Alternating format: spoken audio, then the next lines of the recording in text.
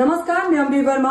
उत्तर प्रदेश और उत्तराखंड की आवाज को समाचारों के माध्यम से सशक्त बनाने वाले टुडे 24 न्यूज उत्तर प्रदेश उत्तराखंड में आपका स्वागत है।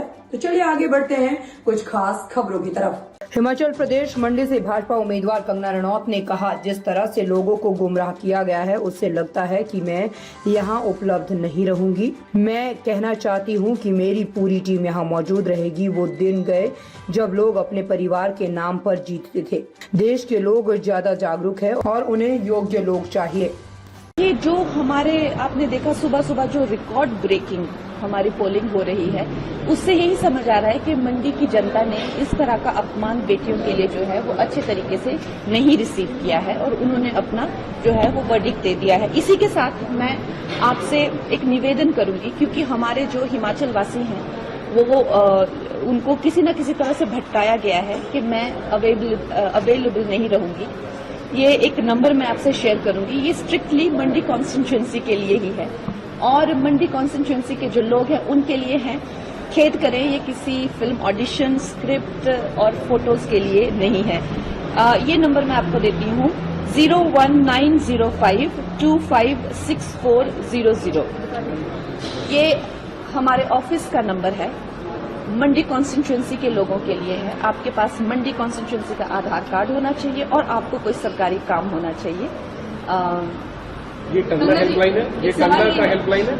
ये हमारा हेल्पलाइन नहीं है, ये हमारा एक छोटा सा एक एंडेवर है लोगों तक पहुंचने का।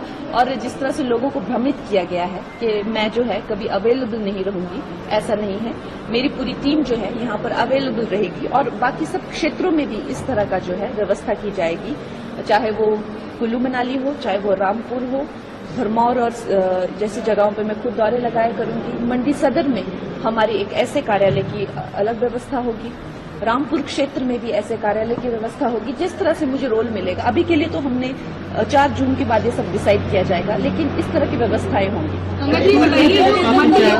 टूरिज्म के लिए, क्योंकि हम देख रहे हैं टूरिज्म पोटेंशियल जैसे जम्मू कश्मीर में बहुत ज्यादा है, यहाँ हिमाचल तो है ही, लेकिन रोड्स नहीं है यहाँ पे। और उसको लेकर मेरी गडकरी जी से जो है काफी डिटेल में बात हुई है।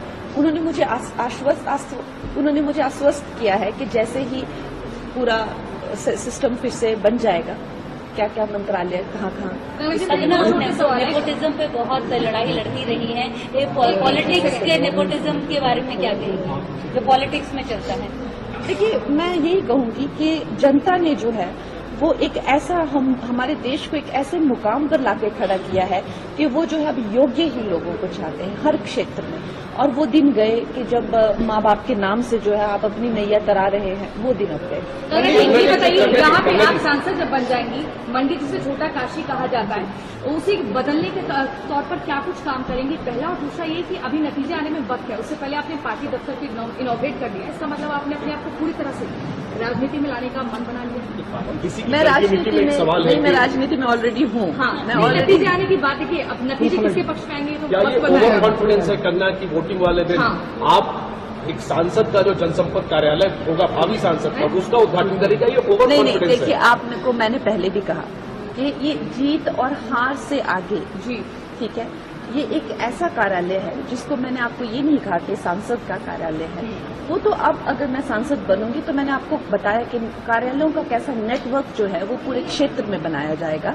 लेकिन ये तो मेरी जो सरका घाट की जो मेरा घर है, जो मेरा पुश्तैनी घर है, उनकी एक एक्सटेंशन है। तो यहाँ के लोगों से अब जितना मिलना हुआ है, जितना उनके साथ में पर्सनल संपर्क हुआ है, जितना जो है कार्यकर्ताओं ने दिन रात जुटकर जो है कि युद्ध क्षेत्र में मेरे लिए काम किया है, तो क्या ये हमारा एक स्वाभाविक सा दायित्व नहीं बनता कि उनके साथ में हमारा मेल जोल रहे?